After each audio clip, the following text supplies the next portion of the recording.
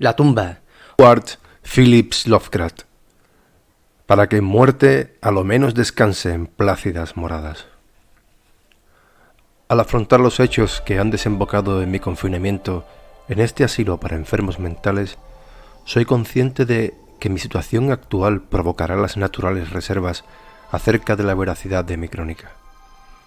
Resulta una adversidad que la mayoría de la gente tenga su percepción mental demasiado limitada para sopesar con calma e inteligencia ciertos fenómenos aislados, tan solo vistos y sentidos por unos cuantos sujetos psíquicamente más sensibles que subyacen por encima de sus experiencias habituales. Las personas de miras más amplias saben que no existe una gran diferencia entre lo real y lo irreal, que todas las cosas se manifiestan por virtud de los delicados e individuales sentidos físicos y mentales que nos hacen conscientes de ellas, pero el prosaico materialismo de la mayoría califica de locuras los destellos de clarividencia que logran atravesar el prosaico velo del empirismo más obvio. Me llamo Gervas Dudley y desde mi más tierna infancia he sido un soñador y un visionario. Al disponer de la riqueza suficiente como para no tener que preocuparme de los asuntos mercantiles, y siendo de un temperamento poco proclive a los estudios formales y a los convencionalismos sociales de mis semejantes, siempre he vivido en los lugares más alejados del mundo real, y pasado mi juventud y adolescencia rodeado de libros viejos y poco conocidos, vagabundeando entre los campos y bosquecillos que se extienden por las cercanías de mi morada ancestral. No creo que lo que leí en aquellos volúmenes o lo que contemplé en aquellos campos y bosques fuera exactamente igual a lo que otros muchachos solían leer o contemplar. Mas poco debo hablar de tales cosas, ya que si lo hiciera con más detalle, no conseguiría más que aumentar esas calumnias atroces sobre mi intelecto, que a veces logro captar entre las murmuraciones de los sigilosos enfermeros que me rodean. Será mejor para mí que me limite a relatar los sucesos acaecidos sin pararme a analizar las causas. Ya he dicho que mi existencia transcurría alejada del mundo real, pero no que vivía solo. Esto no suele ser habitual en la raza humana, pues quien carece del contacto con lo vivo inevitablemente se sumerge en la compañía de cosas que no lo están, o que antes lo han estado, pero ya no. En las proximidades de mi residencia hay una extraña depresión cubierta de bosques entre cuya sombría espesura solía pasar la mayor parte del tiempo. Allí leía, pensaba y soñaba. Di mis primeros pasos infantiles sobre sus laderas musgosas y sentí crecer mis nacientes fantasías juveniles entre sus robles nudosos y grotescos. Acabé por conocer perfectamente a todas las dríadas protectoras de aquellos árboles y con frecuencia espiaba sus primitivas danzas bajo los rayos indómitos de la luna menguante. Pero no debo hablar ahora de todo eso. Tan solo aludiré a la tumba solitaria escondida en lo más recóndito de la fronda, la solitaria tumba de los Hyde, una familia vieja y de alcurnia cuyo último vástago directo había sido depositado en aquel oscuro nicho muchas décadas antes de mi nacimiento. Esta cripta de la que hablo es de viejo granito, ajado y descolorido por las brumas y humedades de generaciones. Excavada en una de las laderas, tan solo la arcada de la estructura resulta visible. La puerta, una imponente y maciza losa de piedra, cuelga de unos herrumbrosos goznes de hierro, y siempre se halla entreabierta de una manera terriblemente lúgubre, sujeta mediante pesadas cadenas y candados, de acuerdo a las truculentas costumbres de hace medio siglo. La morada de la estirpe, cuyos vástagos residen aquí encerrados en urnas, antaño se erguía en la cima de la hondonada que ahora acoge su tumba, pero hace ya mucho que se desmoronó, víctima de las llamas provocadas por la desastrosa caída de un rayo. De la tormenta nocturna que destruyó aquella lúgubre mansión, solo los más viejos del lugar cuchichean a veces en tonos inquietos y apagados, haciendo hincapié en lo que llaman ira divina, de tal manera que en los últimos años hizo que aumentara la ya de por sí extraordinaria fascinación que sentía por aquella cripta enclaustrada entre bosques. Solo un hombre murió a causa del fuego, Cuando el último de los Hyde fue enterrado en aquel recinto de sombra y quietud, la fúnebre urna que contenía sus cenizas llegó de una tierra lejana, la misma a la que la familia se había marchado tras el incendio de la mansión. Ya no hay nadie que deposite flores ante la losa de granito, y pocos osan aventurarse entre las sombras melancólicas que parecen entretenerse misteriosamente sobre las piedras roídas por el agua. Jamás olvidaré la tarde en la que me topé por primera vez con esa recóndita mansión mortuoria. Ocurrió a mediados del verano, cuando la magia de la naturaleza transforma los campos silvestres en una alfombra verde, homogénea y reluciente, cuando los sentidos se ven intoxicados por un mar de húmedo verdor y por los aromas imprecisos y sugerentes de la tierra y la vegetación. La mente pierde su perspectiva en esos parajes. El tiempo y el espacio se convierten en algo vacuo e irreal, y los ecos de un pasado prehistórico y olvidado resuenan con insistencia sobre la razón embelesada. Estuve vagabundeando durante todo el día bajo las místicas frondas de la hondonada, meditando ciertas cosas de las que no hace falta hablar y conversando con otras que no debo nombrar. A la edad de 10 años había visto y oído multitud de maravillas vedadas a las gentes ordinarias, y era extrañamente maduro en ciertos aspectos, cuando tras abrirme paso entre dos frondosos macizos de zarzas, me topé repentinamente con la entrada de la cripta. No sabía aún el alcance de mi descubrimiento. Los negros bloques de granito, la puerta entreabierta de aquella curiosa manera y los bajorrelieves funerarios tallados en la arcada no consiguieron despertar en mí ningún pensamiento de tristeza o miedo. De tumbas y sepulcros sabía mucho e imaginaba más, aunque debido a mi peculiar temperamento siempre había evitado todo contacto con camposantos y cementerios. Aquel extraño recinto de piedra en la ladera boscosa tan solo significaba para mí una fuente de interés y especulaciones, y su interior húmedo y frío, el cual intentaba vanamente atisbar por la rendija dispuesta de manera tan provocativa. No me transmitía ninguna sensación que tuviera que ver con la decadencia o la muerte, pero en ese momento de curiosidad nació un deseo loco y absurdo que finalmente me ha llevado a este encierro infernal. Aguijoneado por una voz que debía de provenir del alma espantosa del bosque, decidí penetrar en aquellas tinieblas incitantes a pesar de las recias cadenas que me impedían el paso. En la menguante luz del día me dediqué a sacudir una y otra vez los herrumbrosos impedimentos con la intención de traspasar la puerta de piedra, e intenté deslizar mi flaco cuerpo a través del espacio entreabierto, mas todos mis esfuerzos resultaron vanos. Espoleado por la curiosidad al principio, pronto me invadió el frenesí, y cuando regresaba a mi morada bajo el cielo crepuscular, juré a la miríada de dioses del bosquecillo que algún día me abriría paso a cualquier precio hasta las oscuras y gélidas profundidades que parecían convocarme. El médico, de acerada barba gris, que cada día acude a mi cuarto, le dijo una vez a una visita que aquella decisión significó el comienzo de una lamentable monomanía. Mas dejaré que los lectores emitan sus propios juicios una vez conozcan todos los demás hechos.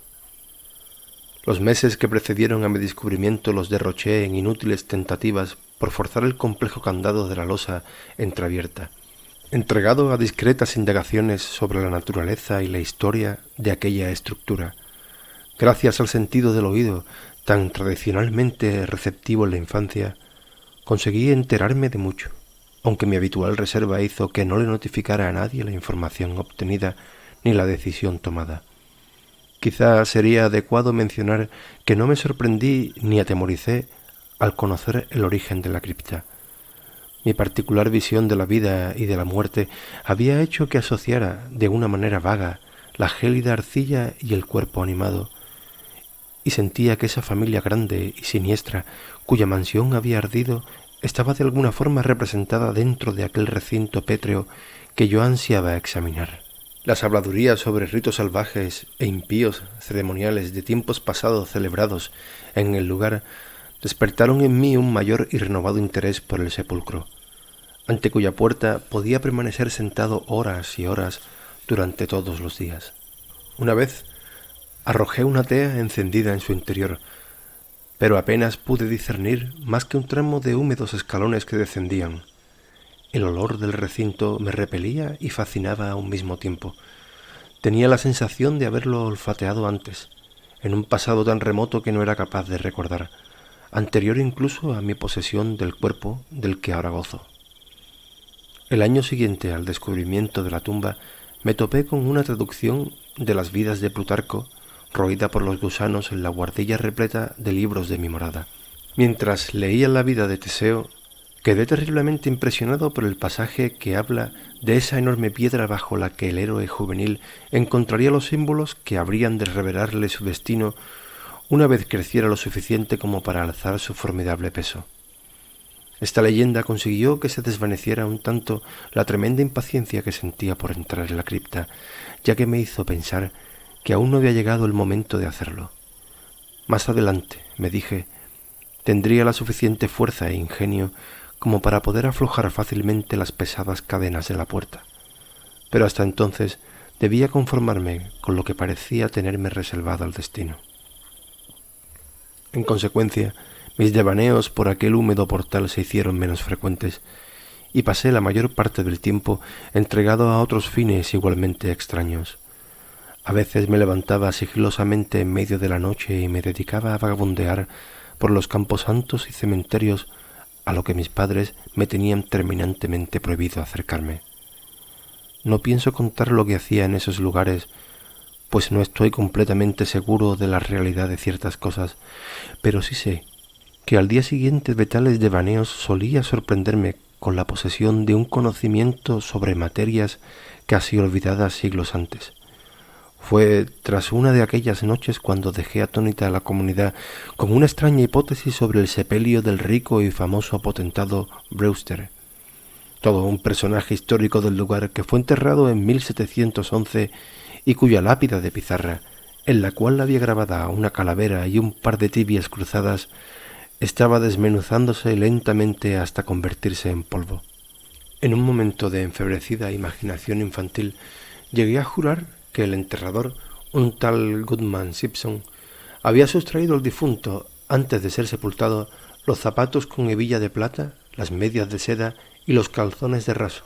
Y más aún, afirmé que el mismísimo potentado, no del todo muerto, se había dado la vuelta por 2 veces dentro del ataúd cubierto de tierra el día siguiente a su enterramiento. Pero la idea de penetrar en la tumba jamás se alejó de mis pensamientos. Es más, incluso se vio estimulada por el inesperado descubrimiento genealógico de que mis propios antepasados por parte de madre tenían un lejano parentesco con la supuestamente extinguida familia de los Hyde. Como último vástago de mi linaje paterno, también era el descendiente final de aquella estirpe más antigua y misteriosa. Empecé a sentir que la tumba me pertenecía y a mirar el futuro con ansiedad, en espera del momento en el que pudiera atravesar aquella losa de piedra y descender en medio de la oscuridad por aquellos peldaños rezumantes. Desarrollé el hábito de escuchar con gran atención a la entrada del portal entreabierto y siempre escogía mis horas favoritas de la noche para aquella extraña vigilia. Cuando alcancé la edad adulta, ya había conseguido despejar un pequeño claro entre la maleza, delante del frontispicio cubierto de moho que se abría en la ladera, dejando que la vegetación del entorno creciera a su alrededor y formara una especie de muralla techada por la selvática espesura. Aquella enramada era mi templo, la encadenada puerta mi altar, y allí solía yacer tendido sobre el terreno musgoso, pensando en extrañas ocurrencias y soñando con insólitas quimeras. La noche de la primera revelación hacía un calor bochornoso. Debí quedarme dormido a causa de la fatiga, ya que me desperté con una clara sensación de haber oído las voces. Me resisto a describir sus acentos y entonaciones, no pienso hablar de su cualidad, pero sí mencionaré que presentaban ciertas diferencias asombrosas en el vocabulario, pronunciación y distribución de su lenguaje.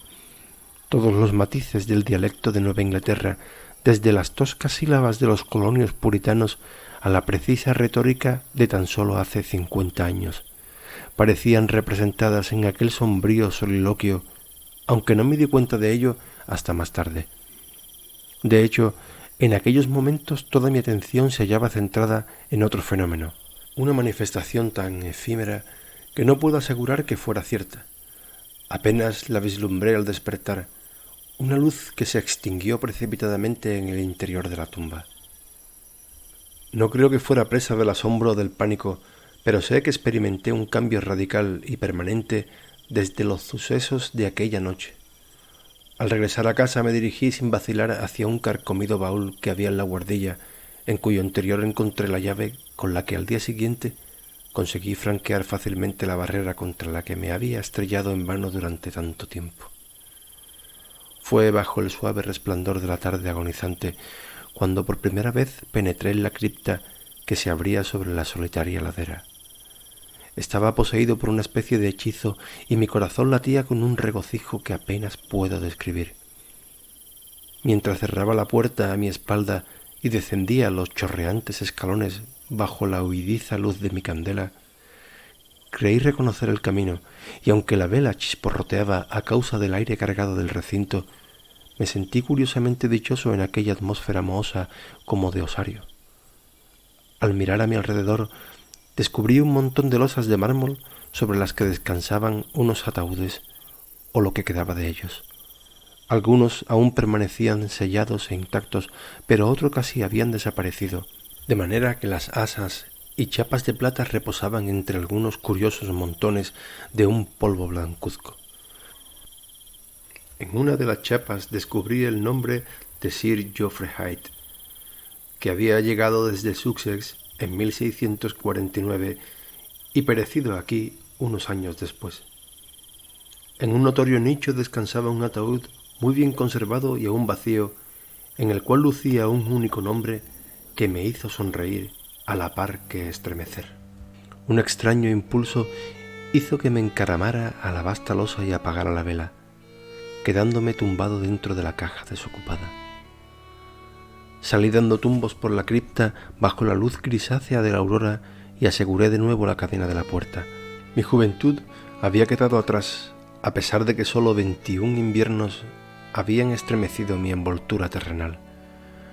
Los aldeanos más madrugadores que me sorprendieron regresando a mis moradas se quedaron observándome de una manera extraña, perplejos ante las señales de parranda y jolgorio que veían en una persona a la que todos consideraban sobria y solitaria. No me presenté ante mis padres hasta después de un sueño largo y reparador. A partir de entonces frecuenté la tumba todas las noches y vi, escuché e hice cosas que no pienso revelar. Mi manera de hablar, muy susceptible a las influencias circundantes, fue lo primero que sucumbió a la transformación y a todos causó sorpresa la súbita aparición de arcaísmos en mi lenguaje. Más adelante, mi conducta se hizo más atrevida y temeraria, de manera que, inconscientemente, adopté la personalidad de un hombre de mundo, a pesar de haber estado recluido durante toda mi vida. Mi conversación, antaño inexistente, se tornó voluble y llena de la elegancia fácil propia de un Chesterfield o del cinismo impío de un Rochester. Revelaba una extraña erudición muy alejada de los conocimientos fantásticos y monacales en los que me había enfrascado durante mi juventud, y galateaba las guardas de mis libros con graciosos e improvisados bosquejos que recordaban a las órbitas de Guy, Prior y algunos de los más vivarachos poetas neoclásicos. Una mañana, durante el desayuno, estuve al borde del desastre al recitar, en un tono manifiestamente ebrio, un canto festivo propio del siglo XVIII, una pieza picante georgiana jamás impresa en libro y que sonaba más o menos así. Venid aquí, muchachos, venid con vuestras jarras de cerveza y bebed por el presente antes de que se evapore. Apilad en vuestros platos montañas de carne, pues el beber y el comer nos trae la alegría. Así que llenad vuestros vasos, pues la vida pronto pasa. No podréis brindar por el rey o vuestra mujercita cuando estéis muertos. Anacreonte tenía la nariz roja, o al menos eso dicen, mas ¿qué importa una nariz roja si se está alegre, vivo y coleando? Por todos los diablos, prefiero estar rojo y estar aquí, que blanco como un lirio y muerto desde hace medio año. Así que Betty, Chiquilla mía, acércate y dame un beso. No hay en el infierno, hija de posadero, que se te pueda comparar. El bueno de Harry se mantiene tan erguido como puede. Pronto perderá la peluca y se desplomará bajo la mesa. Pero llenad vuestras jarras y hacedlas circular. Mejor estar bajo la mesa que bajo la tierra. Así que divertíos y gozad, bebed sin parar. Difícilmente reiréis bajo 2 metros de sucia tierra.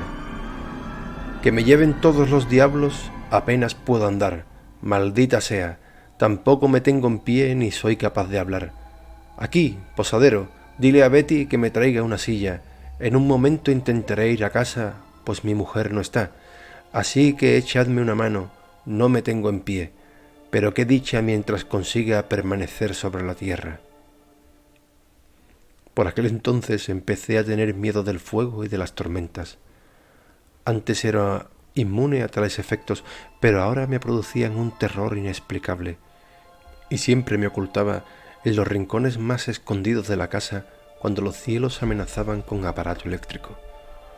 Uno de mis refugios favoritos durante el día era la ruinosa bodega de la abrasada mansión, y solía imaginarme cómo había sido su estructura original antes del fuego. En cierta ocasión provoqué el asombro de un aldeano al conducirle en secreto a un lúgubre subsótano cuya existencia solo yo parecía conocer, a pesar de que el recinto había estado oculto y olvidado desde hacía muchas generaciones. Por fin aconteció lo que durante tanto tiempo había estado temiendo. Mis padres, alarmados por el cambio en los modales y el aspecto de su único hijo, comenzaron a ejercer sobre mí devaneos, una bienintencionada vigilancia que amenazaba con llevarme al desastre. No había hablado a nadie de mis visitas a la tumba, manteniendo mis intenciones en el más absoluto secreto desde la infancia, pero ahora me veía obligado a tomar toda clase de precauciones cuando vagabundeaba por la laberíntica hondonada boscosa, ya que siempre tenía que despistar a un posible perseguidor.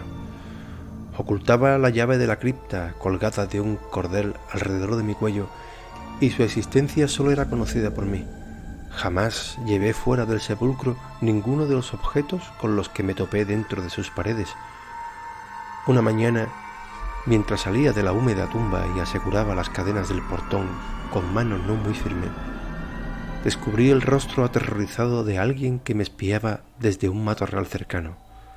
Sin duda, el fin estaba cerca. Se había descubierto el lugar bajo las ramas y desvelado el objetivo de mis excursiones nocturnas.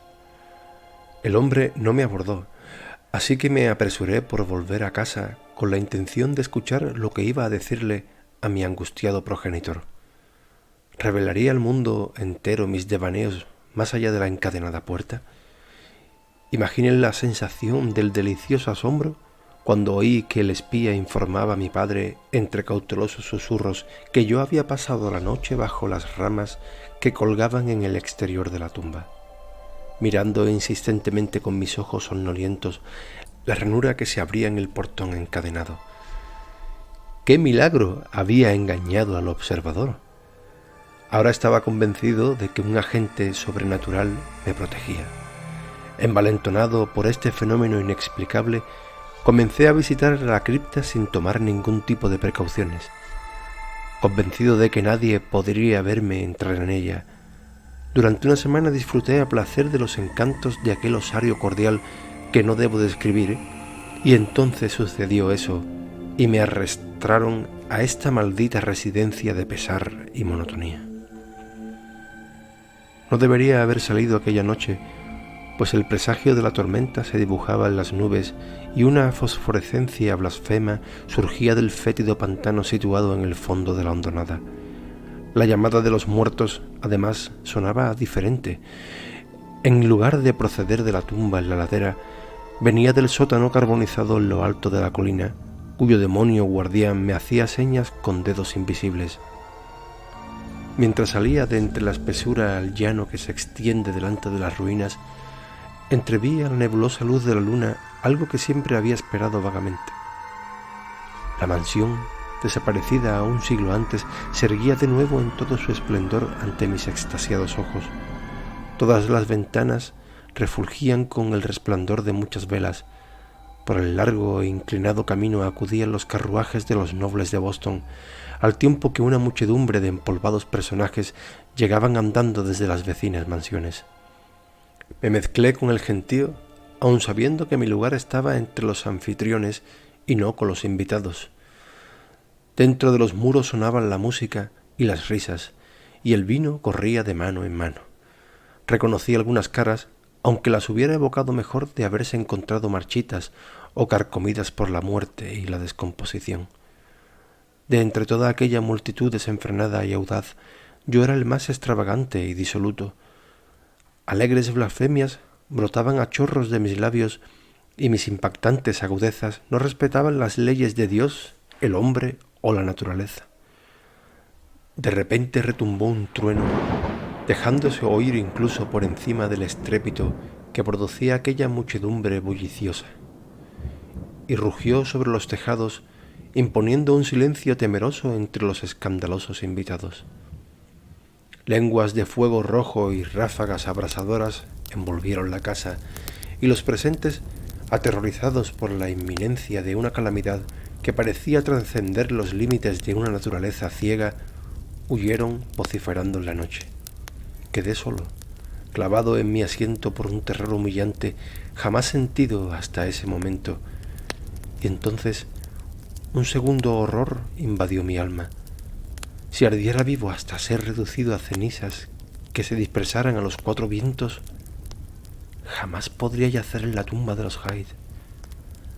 ¿Acaso no tendría derecho a reposar por los siglos de los siglos entre los descendientes de Geoffrey Hyde?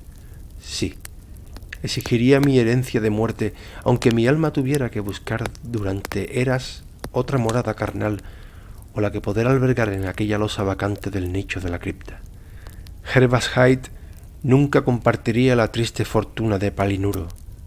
Cuando el fantasma de la casa ardiente desapareció, me descubrí gritando y forcejeando alocadamente entre los brazos de dos hombres, siendo uno de ellos el espía que me había seguido hasta la tumba.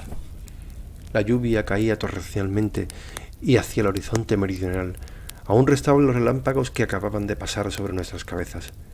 Mi padre permanecía inmóvil, con un gesto de tristeza en la cara, mientras yo le pedía a voces que me dejara reposar en la cripta, y no dejaba de advertir a mis captores para que me trataran con la mayor delicadeza posible. Una renegrida circunferencia sobre el vetusto piso del sótano indicaba un violento golpe de los cielos, y un grupo de curiosos aldeanos armados con linternas se agrupaban en el lugar y examinaban un pequeño cofre de antigua fractura que la caída del rayo había sacado a la luz.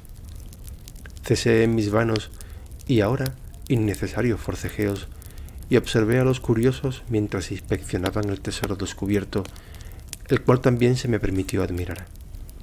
El cofre, cuyos cerrojos habían saltado a causa del golpe que lo puso al descubierto, contenía muchos papeles y objetos de valor, pero yo tan solo tenía ojos para una cosa. Se trataba de una miniatura de porcelana que representaba a un joven tocado, con una elegante peluca rizada y que ostentaba las iniciales J.H. Su rostro era exactamente igual al mío, de manera que bien habría podido estar contemplándome en un espejo. Al día siguiente me trajeron a esta habitación con ventanas enrejadas, pero me he mantenido al tanto de ciertas cosas gracias a un sirviente ya muy anciano y no demasiado perspicaz, por el cual sentí gran cariño durante la infancia y que, al igual que yo, adora los cementerios. Todo lo que me he atrevido a contar acerca de mis experiencias en la tumba tan solo me han brindado sonrisas desdeñosas. Mi padre, que me visita con frecuencia, afirma que jamás he llegado a atravesar el portón de las cadenas y jura que, cuando él lo examinó, aquel cerrojo lleno de herrumbre no daba señales de haber sido tocado desde hacía al menos 50 años. Dice incluso que todo el pueblo sabía de mis excursiones a la tumba y que a menudo me descubrían durmiendo bajo las ramas que colgaban sobre la grotesca fachada frontal, los ojos entreabiertos y fijos en la ranura que conduce al interior. Carezco de pruebas para rebatir tales afirmaciones, ya que perdí la llave del cerrojo durante la pugna que tuvo lugar aquella horrible noche.